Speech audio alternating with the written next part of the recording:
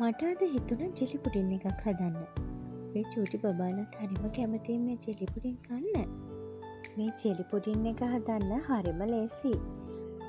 ඔයාලා සාමාන්‍යයෙන් ජෙලි එකක් හදාගන්න විදියට ජෙලි ටික මුලින්ම සකස් කරගන්න ඕනේ.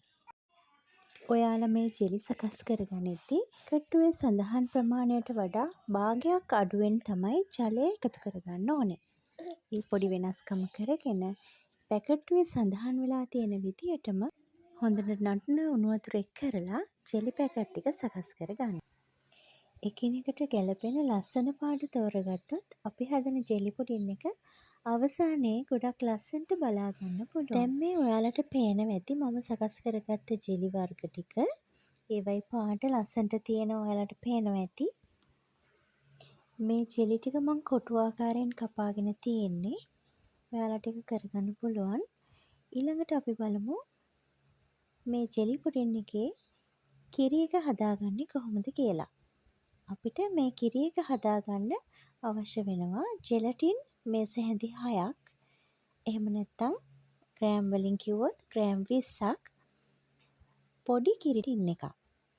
ඉතින් මේ දේවල් ඔයාලා සූදානම් කරගන්න. ඊළඟට අපි ගත්ත ජෙලටින් මේස හැඳි 6 මිලිලීටර් 100ක් ඇල් වතුර ටිකක් අරගෙන ඒකේ දිය කරගන්න ඕනේ. ඒ වගේම තව අපිට අවශ්‍ය වෙනවා මිලිලීටර් 400ක් ජලය. ඒ ජලය ටික අපි හොඳට උණු කරගන්න ඕනේ.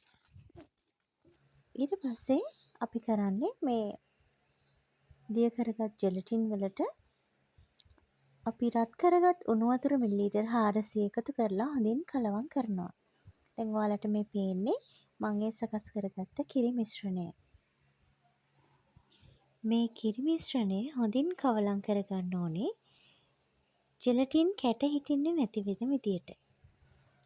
කිරි මිශ්‍රණයත් හදාගෙන ඉවරුණාට පස්සේ අපි කරන්නේ මේ කිරි ස්වල්පයක් වාජනයකට එකතු කරන ගන්න ගමන් අපි මේ කොටුවට කපාගත්තු ජෙලි ටික පාට මිශ්‍ර කරලා කොටසින් කොටස මෙන්න මේ විදියට එකතු කරගන්න එක. ඔයාලට පේනවා ඇති මං වාජන කීපයක් අරගෙන තියෙනවා.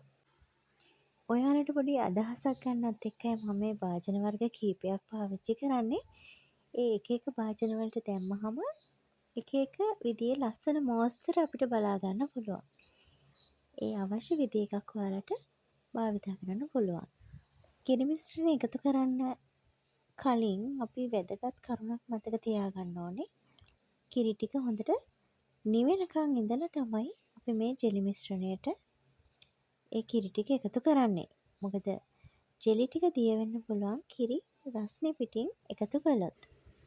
මේ විදිහට ජෙලි කොටසින් කොටස දාගෙන අපි හදාගත්ත කිරි මිශ්‍රණය මේකට එකතු කරනවා. කිරි මිශ්‍රණය එකතු කරාට පස්සේ අපි ටිකක් ඒක කලවම් කරන්න ඕනේ.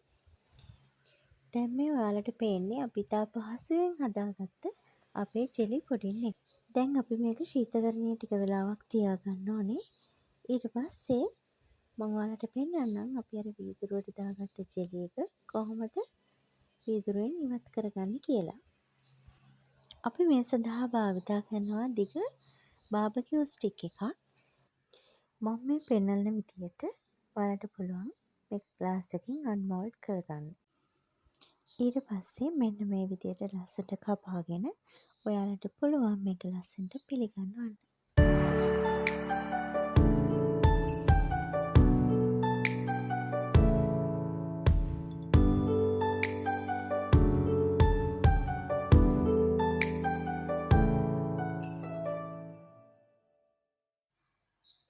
මේ තියෙන්නේ අපි හදාගත්ත ලස්සනම ලස්සන රසම රස ජෙලි පුඩින් එක.